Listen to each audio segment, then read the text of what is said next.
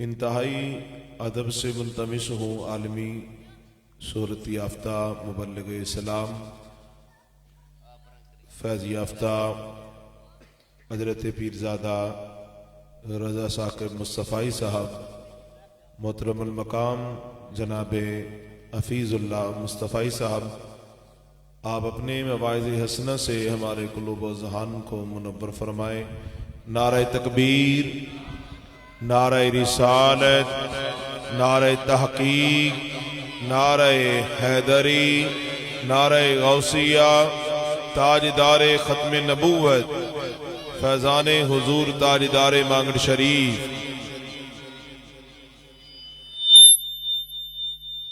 الحمدللہ رب العالمین، بسم اللہ الرحمن الرحیم، وَإِنَّكَ لَعَلَىٰ خُلُقٍ عَظِيمٍ، صدق اللہ العظیم۔ روشی پڑھیے گا، الصلاۃ والسلام علیک یا رسول اللہ وعلیٰ آلک وصحابک یا سیدی یا حبیب اللہ۔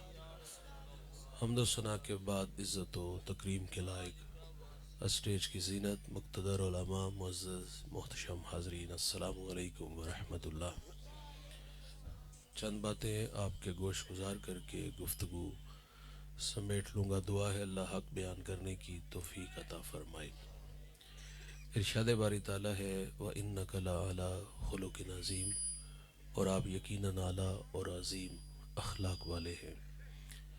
اخلاق کا معنی بے حد وسیع ہے۔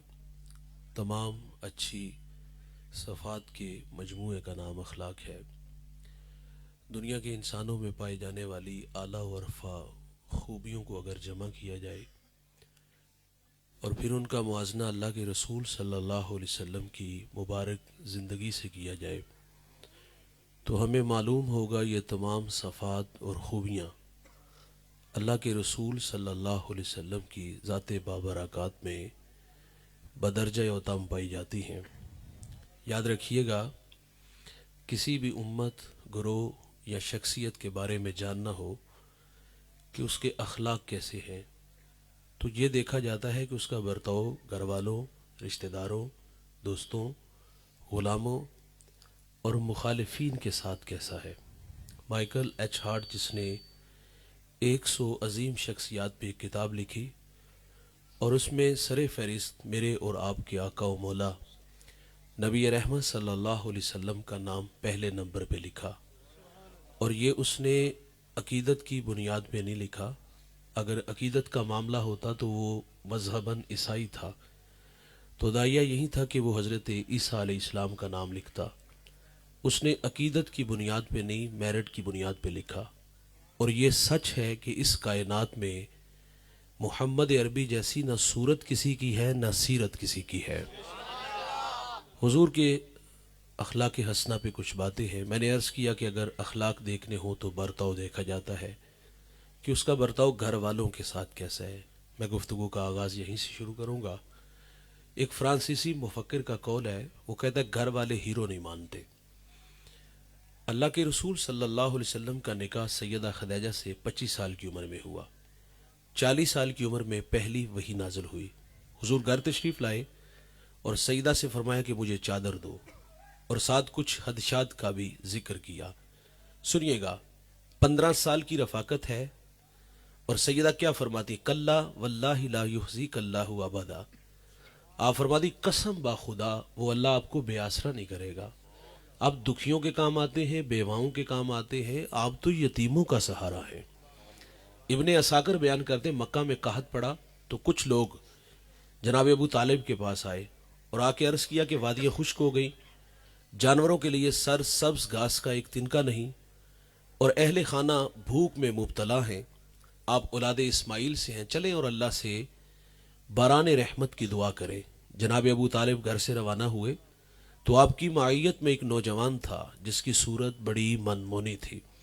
ان کی پشت کو دیوار کعبہ سے لگایا گیا۔ سنیے گا دوست، میرے نبی نے یوں آسمان کی طرف انگلی کا اشارہ کیا، آسمان پہ بادل نمودار ہوا، چھم چھم می برسنا شروع ہوا، ہر طرف پانی ہی پانی تھا، وادیاں لہلہانے لگی، سر سبز گھاس اگنے لگا۔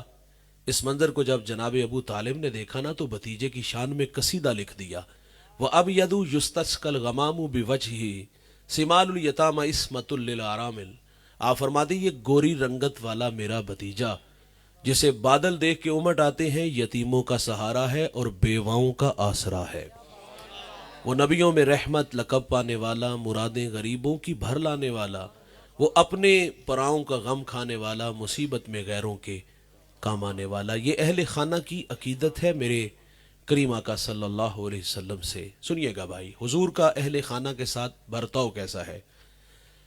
میرے کریم آقا صلی اللہ علیہ وسلم رات جب گھر تشریف لاتے ہیں تو اہل خانہ کو آہستہ آواز میں سلام کرتے۔ حکمت، اگر کوئی بیدار ہے تو وہ سلام کا جواب دے دے، اور اگر کوئی محو استراحت ہے، آرام کر رہا ہے، تو اس کی نیند کا خیال رکھا جائے۔ سید عائشہ رضی اللہ تعالی عنہا سے سوال کیا گیا، حضور گھر تشریف لاتے ہیں تو حضور کے معمولات کیا ہوتے ہیں؟ پوچھنے والے کی غرض تسبیح و تحلیل، ذکر و اذکار کی باتیں ہوں گی، لیکن سیدہ فرماتی حضور گھر تشریف لاتے ہیں، بکری کا دودھ دھو لیتے ہیں، کپڑوں کو پیوند لگا لیتے ہیں، حضور اپنا جوتا بھی گانٹھ لیتے ہیں۔ یہاں ایک سوال ہے، کیا یہ سارے کام ازواج کر کے نہیں دے سکتی تھی؟ حضور اپنا کام خود کیوں کرتے ہیں؟ یہ امت کی تعلیم کے لیے تھا کہ جو اپنا کام خود کرتے ہیں ان کی طبیعتوں میں عجز پیدا ہوتا ہے، اور جو اپنا کام خود نہیں کرتے دو باتیں ہیں، یا متکبر ہوگا یا پھر وہ سست ہوگا۔ لوگ ملتے ہیں بھائی، ہم نے لوگوں کے رویے دیکھے پڑے ہیں، اور وہ بڑا متکبرانہ اور وہ فخر والے لہجے، میری گاڑی کا دروازہ کھولنے والا ملازم الگ، کپڑے دھونے پریس کرنے والا الگ، میرے بوٹ پالش کرنے والا الگ، مجھے اپنا کام خود کرنے کی کیا ضرورت؟ اور بھائی اللہ فرماتے محبوب اگر آپ کو ہو تو ہم بطح مکہ کو سونے چاندی کا بنا دے، جس کے دربار ابو بکر و عمر جیسے لوگ ہوں، وہ اپنا کام خود کریں۔ اور یار میں اپنا جوتا اٹھا کے بھی سائڈ پہ نہ رکھ سکوں، بازار سے سامان بھی نہ خرید سکوں، تو دیکھنا ہوگا دو باتیں ہوں گی، یا تکبر ہوگا یا پھر سستی ہوگی۔ میرے کریم آقا اصحاب کے مابین جلوہ فراز ہے، کھانا بنانا تھا۔ ایک صحابی کہتے ہیں میں بکری ذبح کروں گا، دوسرے کہتے ہیں میں کھال اتاروں گا، میرے نبی فرماتے میں محمد جنگل سے لکڑیاں کاٹ کے لاؤں گا۔ اپنا کام خود کرنے کا مزاج میرے کریم آقا صلی اللہ علیہ وسلم رکھتے ہیں، اور اہل خانہ کی کاموں میں مدد بھی فرماتے ہیں۔ اور میرے کریم آقا صلی اللہ علیہ وسلم کا اہل خانہ کے ساتھ جو محبت کا رشتہ تھا، شفقت کا رشتہ تھا، سنیے گا۔ سید عائشہ رضی اللہ تعالی عنہا، آپ تشریف رکھیے گا، آپ پانی نوش فرما رہی ہیں تو اللہ کے رسول صلی اللہ علیہ وسلم فرماتے عائشہ کہاں لب رکھے؟ تو عرض کی حضور یہاں ہونٹ رکھے، تو میرے محمد وہیں لب رکھ کے پانی پیتے ہیں۔ سیدہ خدیجہ رضی اللہ تعالی عنہا فاطمۃ الزہرا سے فرماتی بیٹے جاؤ ابو سے کہو کہ وہی کے وقت جو چادر آپ کے کندھوں پہ ہوتی تھی نا وہ مجھے عطا کر دے۔ آپ نے آ کے عرض کیا تو حضور فرماتے بیٹا فاطمہ والدہ سے پوچھو چادر کیا کرنی ہے؟ آپ گھر آئی تو حضور بھی تشریف لے آئے، فرمایا خیریت؟ عرض کی حضور بطور برکت کفن کے لیے ساتھ لے جانا چاہتی ہوں۔ میرے نبی فرماتے آپ چادر مانگ رہی ہو، اگر جلد بھی مانگتی تو میں محمد تجھے وہ بھی عطا کر دیتا۔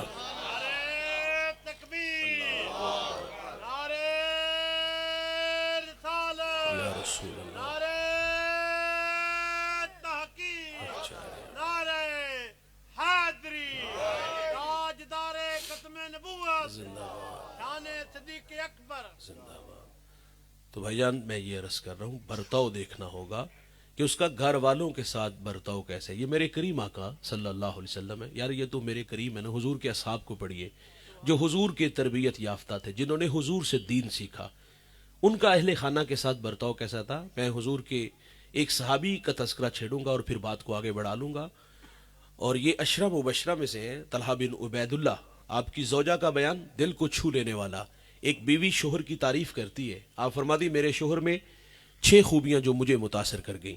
شوہر میں 6 خوبیاں ہوں تو بھائی گھر جنت لگتا ہے، جنت کا ماحول لگتا ہے۔ سنیے گا وہ 6 خوبیاں۔ آپ فرماتی میرے شوہر کی اچھی عادت یہ گھر آتے ہیں مسکراتے۔ میرے شوہر کی دوسری اچھی عادت جب یہ گھر سے جاتے ہیں تو مسکراتے ہوئے، آتے بھی مسکراتے جاتے بھی مسکراتے۔ اچھا بعض لوگ باہر اچھے ہوتے ہیں، وہ میاں صاحب فرماتے ہیں نا کہ لوکی منو منہ آتے خول چڑھا کے مل دے۔ اچھا بننے کی اچھی ادائیں ہوتی ہیں، اچھے ہوتے، وہ اخلاق مصنوعی ہوتے ہیں لیکن گھر اچھے نہیں ہوتے۔ بعض باہر اچھے نہیں ہوتے اور بعض ایسے بھی لوگ ہیں نہ گھر اچھے نہ باہر اچھے، طبیعتوں میں دل بری نہیں ہے۔ اور آپ فرماتی میرے شوہر کی تیسری اچھی عادت یہ خرچ دینے میں بخل نہیں کرتے۔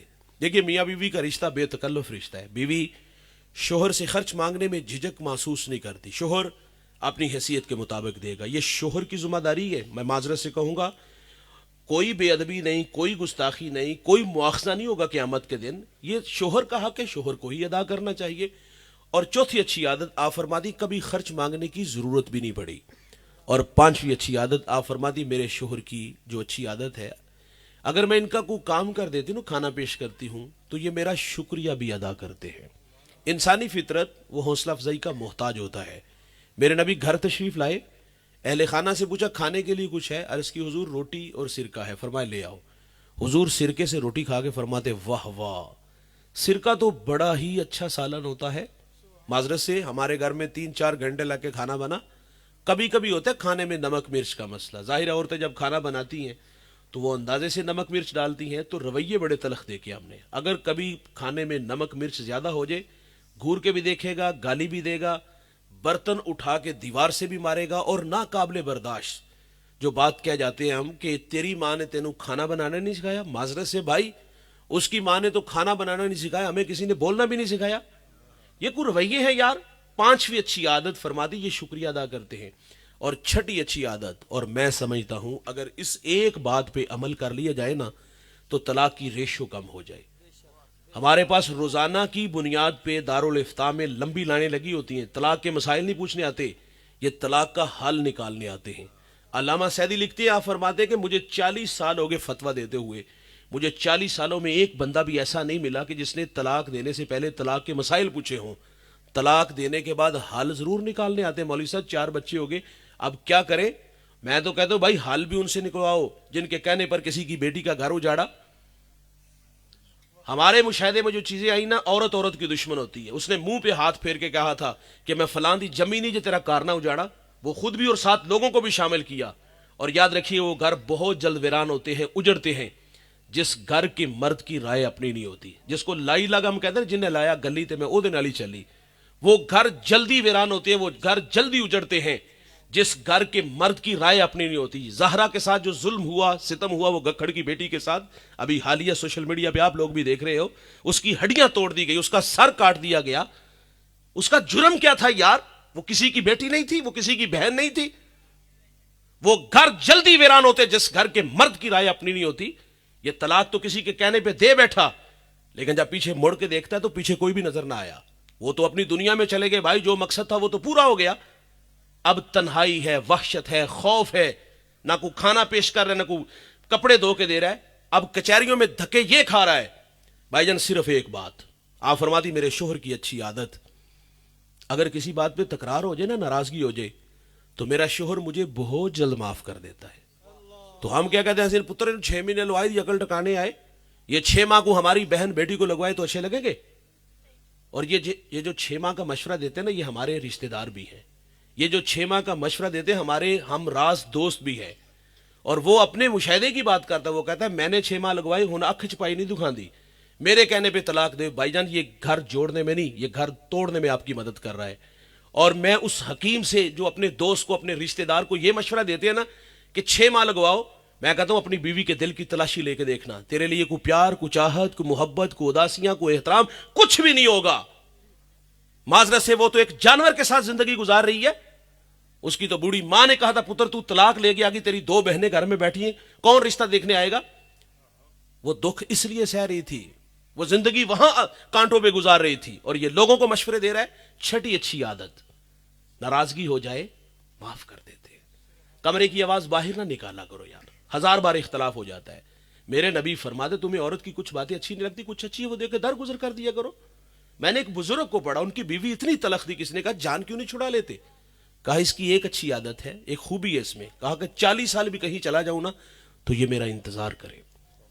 لوگ تو بھائی ایک خوبی پہ زندگی گزار دیتے ہیں, میں اور آپ تلاش کریں تو بہت ساری مل جائیں گی. تو میں نے عرض کیا بھائی اگر اخلاق دیکھنے ہو تو برتاؤ دیکھا جاتا ہے. گھر والوں کے ساتھ کہتا ہے, میں نے حضور اور حضور کے ایک صحابی کی کچھ باتیں آپ سے عرض کی. بھائی جان اخلاق دیکھنے ہو تو یہ بھی دیکھا جاتا ہے کہ اس کا برتاؤ مخالفین کے ساتھ کیسا ہے. اللہ کے رسول صلی اللہ علیہ وسلم نے 53 سال مکہ میں گزارے, اور مکہ والوں کے رویے کیا تھے؟ کانٹے بچھائے, گڑھے کھودے, اجریاں پھینکی, گلے میں رسی ڈال کے تو دیا گیا. 3 سال شیب ابی طالب میں محصور رہے, سوشل بائی کاٹ ہوا, طائف والوں نے پتھر مارے, भाईजान हिजरत में मजबूर किया गया, दरो दीवार शजर व हजर को देख के मेरे नबी फरमाते मैं तुझे कभी भी छोड़ के ना जाता अगर ये मुझे हिजरत पे मजबूर ना करते। हुजूर मक्का से मदीना आने लगे तो हुजूर की आरजू थी कि मैं हर में काबा में अल्लाह के हुजूर अपनी नियाजमंदियां पेश करूं। तो उस्मान बिन तलहा से कहा मुझे चाबी दो, कहा चाबी नहीं मिलेगी, फरमाया एक वक्त आएगा ये चाबी मेरे पास होगी, कहा ये सिर्फ बातें हैं। हुजूर हिजरत करके मक्का से मदीना आए। मक्का छोड़ना आसान था। आप मांगड़ शरीफ के रहने वाले हो, आरजी रिहाइश मंडी, आरजी रिहाइश फालिया या गुजरावाला ले जाना हो तो आसान है, गलियां दे कख भी रोन लग पे भाई।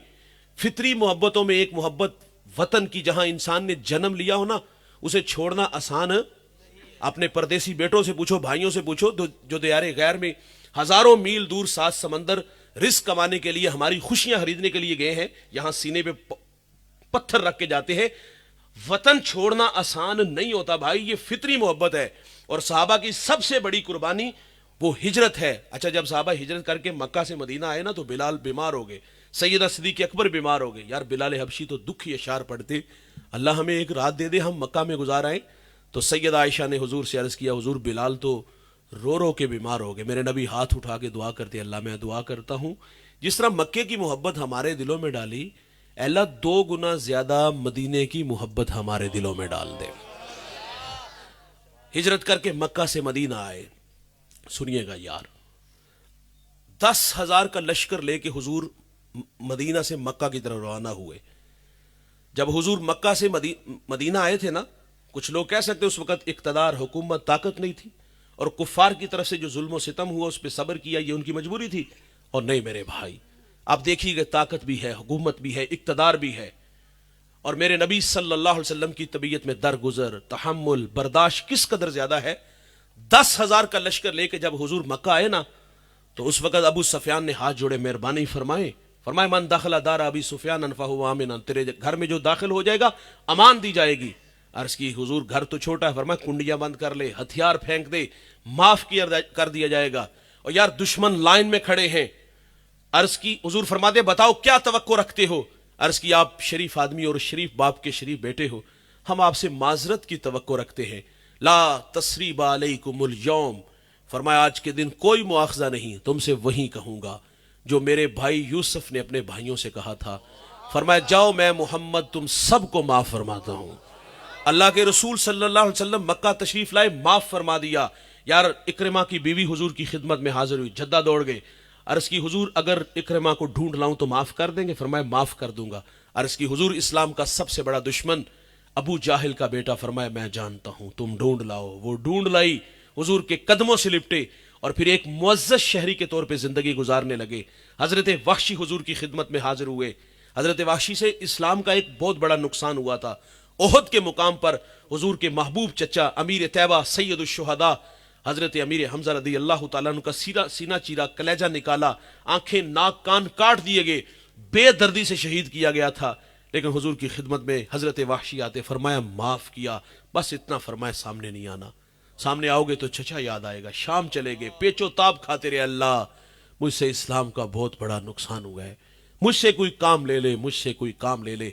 यमामा की जंग छिड़ी, मुसलमा कज्जाब सामने आया और वो नेजा संभाल के रखा हुआ था, उसी नेजे के साथ उसके टुकड़े टुकड़े कर दिए। और आप अल्लाह का शुक्र अदा कर दे, अल्लाह अगर मुझसे इस्लाम का बड़ा नुकसान हुआ तो मैंने इस्लाम का बड़ा दुश्मन अपने हाथों से काट के भी रख दिया। तो हजरत वहशी को मेरे नबी ने माफ फरमा दिया।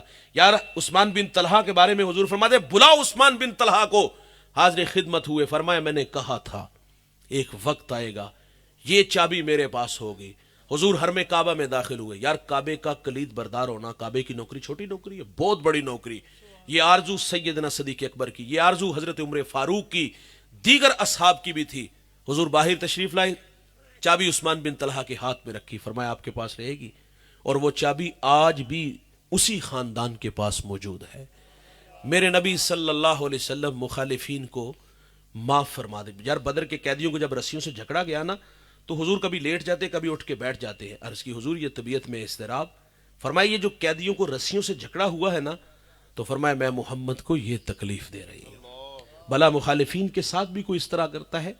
मेरे करीम आका सल्लल्लाहु अलैहि वसल्लम मुखालिफिन को जिन्होंने सारी जिंदगी दुख दिए माफ फरमा दी। अब यहां रुकिएगा, ठहरिएगा, थमिएगा।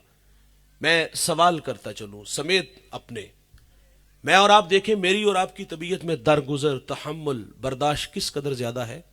بھائی جان کسی دوست کی کہانی نہیں سنانے لگا، کسی بات پہ اختلاف ہوا تو رستے جدا ہوئے. ہمسائے کی بھی بات نہیں سنانے لگا، جھگڑا ہوا، ہم نے خوشیوں اور جنازوں میں شرکت کرنا چھوڑ دی. کہانی سنانے لگا ہوں ماں جایوں کی، بھائیوں کی. اختلاف ہوا، بچوں پہ جھگڑا ہوا، بھائی بچے تو 20 منٹ بعد کھلے میدان میں ہوتے ہیں، لیکن نفرت کی دیواریں ہم نے کھڑی کر لی. بھائی جان وراثت تقسیم ہوئی، 1 انچ دیوار رکھنے پہ بھائی نے بھائی کو گولی سے اڑا دیا، ذبح کر دیا. بھائی بھائی سے ناراض ہوا، پھر ساری زندگی بھائی بھائی سے کلام ہی نہیں کرتا. پھر چوکوں میں بیٹھ کے، دوستوں میں بیٹھ کے، رشتہ داروں میں بیٹھ کے ایک دوسرے کی پگڑیاں اچھالتے ہیں. یہ میں بھائیوں کی بات سنا رہا ہوں.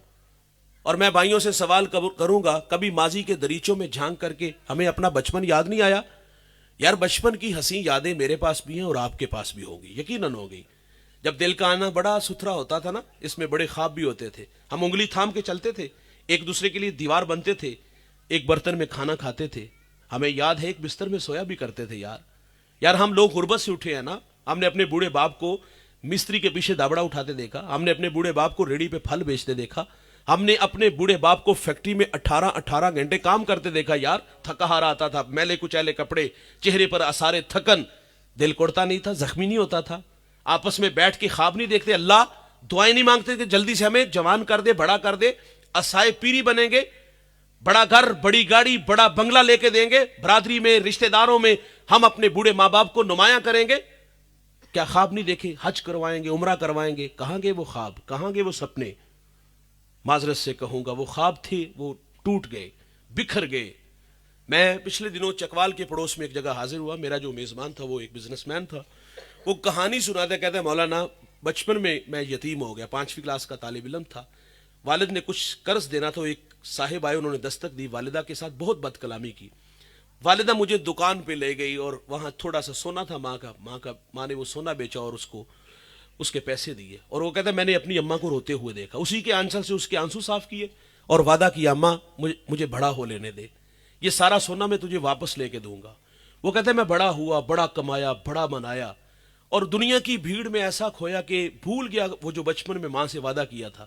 وہ کہتا ہے کسی کی بات نے دل کے دروازے پر دستک دی، وہ گزرا ہوا، وہ بیتا ہوا زمانہ یاد آیا، وہ ماں کی آنکھوں میں برستے آنسو میں نے دیکھے.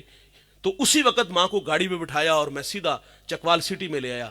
مجھے ایسا لگتا تھا کہ پوری دکان خرید کے ماں کو دے دے گا. وہ کہتے ہیں ماں کو میں نے بہت سارا زیور خرید کے دیا. پھر میری ماں اپنی سہیلیوں کو دکھاتی ہے میرے پتر نے لے کے دیتا ہے. وہ تو خواب دیکھا تھا، وہ خواب پورا کر بیٹھا. وہ خواب کی تعبیر 20 سال بعد ہوئی. بھائی جان خواب تو ہم نے بھی دیکھے تھے، وہ خواب پورے ہوئے. یہاں یہ بوڑھے ماں باپ دھکوں کے لیے رہ گئے. ہم شہروں میں آئے نے دیہاتوں میں چھوڑائے، یہ صدقہ خیرات کھانے پہ مجبور ہو گئے. خواب ہم نے بھی دیکھے تھے. کیا یہ تو نہیں کہا کہ گھر چھوٹا، یہ نہیں کہا خرچے زیادہ، یہ نہیں کہا بوڑھا کھانستا ہے تو میرے بچوں کی نیند خراب ہوتی ہے. وہ خواب تو ہم نے بھی دیکھے تھے. کہاں گئے بھائی؟ بھائیوں کی بات سنانا، میں پھر والدین پہ بات کر کے گفتگو سمیٹ لوں گا. یہ بھائی آپس میں ناراض ہوئے بھائی، تو بھائی جان یہ ناراضگی اس حد تک بڑھتی ہم نے دیکھی. وہ کہتا ہے کل کو اس کی بیٹی جوان ہوگی تو اس کو میری ضرورت ہوگی. یہ بھتیجی کے بارے میں کہہ رہے، بیٹیاں تو سنج ہی ہوتی ہیں. ظاہر ہے بھائی جب ہم نئی رشتہ داری جوڑتے ہیں نا تو سب سے پہلے یہ دیکھا جاتا ہے کہ اس کا آپس میں تعلق کیسا ہے بھائیوں اور بہنوں کے ساتھ. اگر اچھا رابطہ ہو تو لوگ جلدی جو ہے وہ رشتہ جوڑ لیتے. اگر رابطہ اچھا نہ ہو تو وہ کہتے خاک ہمارے ساتھ نبھائے گا، لوگ رستہ بدل لیتے ہیں. اور اب یہ انتقام کی آگ میں جل رہا ہے. جس کے ساتھ زیادتی ہوئی ہوگی، حق کھایا ہوگا بھائی نے، یہ کہتا آئے گا تو ٹھڈے مارے گا، آئے گا تو میں اس کو گالی دوں گا، برادری میں پرے پنچایت میں اس کو ذلیل کروں گا، دھکے دوں گا. یہ انتقام کی آگ میں جل رہا ہے اور اسے بھی پتا ہے کہ میں جاؤں گا تو اس نے میرے ساتھ سلوک کیا کرنا ہے. تو ہم بھی تو کہتے ہیں نا گدے نو باپ آکھنا کڑا کو باپ بن جاتا ہے. جا کے منا لے اپنا وقت کڑ. وہ کسی نے کہا تھا نا کہ اب کہاں ہے سارو محبت وہ مدینے جیسی، اب تو مسلم کو مسلمان سے ڈر لگتا ہے. اپنوں سے ڈر لگنے لگا بھائی. میرے نبی نے فرمایا آخری زمانے میں امانت، خشوع اور ایک فرمایا محبت بھی اٹھا لی جائے گی. رشتوں میں محبت نظر آتی ہے کہیں بھائی؟ مفاد کے غرض کے رشتے رہ گئے میرے بھائی. تو وہ 20 سال بعد منانے گیا، اس نے ٹھڈے بھی مارے، اس نے گالی بھی دی، اس نے دھکے بھی دیے، اس نے برادری میں ذلیل بھی کیا، اس نے ذلت بھی اٹھائی، گالیاں بھی کھائیں، منا لایا. شادی ہوئی، یہ اپنے گھر میں وہ اپنے گھر میں. بات یہاں تک ختم نہیں ہوئی بھائی. ہم نفرت اس حد تک آپس میں کرتے ہیں، ہم کہتے ہیں کل کو بس جب ہم بستر علالت پہ گرتے ہیں نا، مرنے لگتے ہیں، زندگی موت سے جنگ ہوتی ہے، ہم نے ایسے لوگ بھی دیکھے ہیں۔ مرتے وقت کیا ہمیں اپنی بہن بھائی یاد آئے کہ میں نے بہن کے ساتھ زیادتی کی تھی، اس کا حق کھایا تھا، اس کی زمین پہ قبضہ کیا تھا؟ تو مرتے وقت کیا ہم نے اپنی بہن سے معذرت کی کہ جلدی سے اپنی پھپھو کو، میری بہن کو بلا لو، میں اس سے معذرت کر لوں؟ نہیں بھائی، ہم مرتے وقت بھی نفرت کا درس دیتے ہیں۔ ہم کہتے ہیں میں مر گیا تو میری بہن جنازے تے کار آوے تو انہوں تکا دے کے کرو کر دینا۔ اور یہ بھائی کے بارے میں کہتا ہے اگر میرا بھائی آئے تو اس کو جنازے گاہ سے باہر نکال دینا۔ ساری زندگی نفرت کی یار، اور نفرت اپنی ذات تک نہیں، یہ نفرت آنے والی نسلوں میں بھی منتقل کی۔ ہم نے بچوں سے وعدہ لیا تھا کہ ساری زندگی چچا کو اور تائے کو منہ نہیں لگانا، میری بہن کو منہ نہیں لگانا۔ کیا دنیا میں ہم نفرت کمانے آئے ہیں بھائی؟ کیا ہم دنیا میں نفرت کما کے نفرت چھوڑ کے جانے والے ہیں یار؟ اور دنیا میں محبت کے پھول اگاؤ یار، اپنے قدموں کے نشان چھوڑ کے جاؤ، معاف کرنے والا مزاج رکھو۔ یہ تو بھائیوں کی کہانی ہے نا، بات آگے بڑھاؤ تو میں نے ایسے نالائق بیٹے بھی دیکھے جنہوں نے اپنے بوڑھے ماں باپ سے مرنا جینا ختم کیا کہ ابا جی تسی مر گئے تھے میں نہیں آواں گا، میں مر گیا تو تسی نہ آیا جے۔ اور میں اس نالائق بیٹے کو جانتا ہوں جس کے باپ کا جنازہ گھر میں پڑا ہے، لاشا گھر میں پڑا ہے، محلے دار رشتہ دار کہہ رہے ہیں چلو زندگی میں اختلاف تھا اب تو وہ چلا گیا ہے، یہ تیرا حق بنتا ہے غسل دینا، تیرا حق بنتا ہے کفن دینا۔ کہا جا کے کفن بھی دے، غسل بھی دے، لاشا اٹھا قبرستان لے جا، جنازہ پڑھ، قبر میں اتار، مٹی ڈال، آنسو بہا۔ وہ کہتا ہے وعدہ کیا تھا والد سے۔ بھائی جان 2 لفظوں میں کہانی سنا کے لوگوں کو اٹھا کے بیچ دیا، نہ اس نے غسل دیا، نہ کفن دیا، نہ کندھا دیا، نہ جنازہ پڑھا، نہ قبر میں اتارا، نہ مٹی ڈالی، نہ آنسو بہائے۔ بتائیے گا دوست، اللہ ایسے نالائق بیٹے کو معاف کرے گا؟ ایسے نالائق بیٹوں کی نہ نماز قبول، نہ روزے قبول، نہ حج قبول، نہ زکوٰۃ قبول، نہ تبلیغی گشت قبول اگر ماں باپ ناراض ہوئے۔ مجھے ٹوبہ ٹیک سنگھ ایک نوجوان ملا، 18-20 سال اس کی عمر تھی، سر پہ امامہ، سفید جامہ، چہرے پر داڑھی کا نور۔ مجھے دوستوں نے بتایا یہ لوگوں کو صبح نماز کی دعوت دیتا ہے۔ اچھا لگا کہ آج کا جوان تو چوک چباروں میں اور چھٹی کے وقت اسکول کے گیٹ کے سامنے جوانیاں برباد کرتے ہیں، رقص و سرود کی محفلیں سجاتے ہیں۔ کتنا سعادت مند، خود بھی نماز اور لوگوں کو بھی نماز کی دعوت۔ بہت ساری دعائیں میرے لبوں پہ تھی۔ میرے ساتھ ایک صاحب بیٹھے تھے، انہوں نے کہا کہ یہ مولانا باپ کا گستاخ بھی بڑا ہے، دستار کے ہر پیش کی تصدیق ہے لازم، ہر صاحب دستار معزز نہیں ہوتا، بڑی بڑی پگڑیاں مان لینے سے انسان بڑا نہیں ہوتا، رویوں سے بڑا ہوتا ہے۔ میں نے کہا پتر زیادتی ہے یار، چرب زبان تھا، کہتا ہے مجھے اور میرے ابا کو بٹھاؤ، غلط ہوا تو جوتے کھاؤں گا۔ خیر میں نے ایک تو بات ایسی جو اس کے دل کے دروازے پر دستک کا سبب بنی، میں نے کہا جا معذرت کر کے آ۔ 20 منٹ بعد واپس آیا، بہت سارے آنسو ساتھ لے آیا۔ میں نے کہا کیا بنا؟ وہ کہتا ہے ایسے ہاتھ باندھ کے کھڑا ہوا، میرے ابا نے مجھے سینے سے لگا لیا، ہمارا کہنا ہے دوست آج سینے سے لگو، کل قبروں سے لپٹ کے رونا پڑے گا، لیکن اس وقت کے پچھتاوے کا حاصل کچھ نہیں ہوگا۔ اس وقت زندگی سے راستہ مانگو گے، زندگی راستہ نہیں دے گی۔ اور بھائی ماں باپ کی قدر ماں باپ کی زندگی میں، بہن بھائیوں کی قدر بہن بھائیوں کی زندگی میں، دوستوں کی قدر دوستوں کی زندگی میں، اساتذہ کی قدر ان کی زندگی میں، شیخ کی قدر ان کی زندگی میں کرو۔ میں آخر پہ اتنا ضرور کہوں گا، جس کے پیچھے نماز پڑھتے ہو نا، جس کو مسلح پہ کھڑا کرتے ہو، اگر ان کے ساتھ کوئی سی معاملے میں اختلاف ہوا اور بد کلامی ہوئی تو بھائی ان سے بھی معذرت کرو، وہ آپ کو دین سکھاتے ہیں۔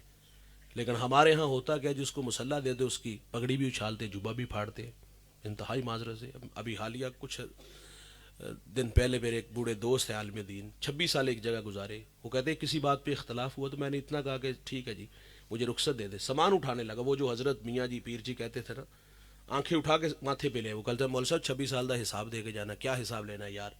تمہارے بچوں کو قرآن پڑھائی، اس کا حساب لینا ہے؟ تمہیں 26 سال ممبر پہ بیٹھ کے اللہ کے رسول کی حدیث سنائی، اس کا ہم سے حساب لینا ہے؟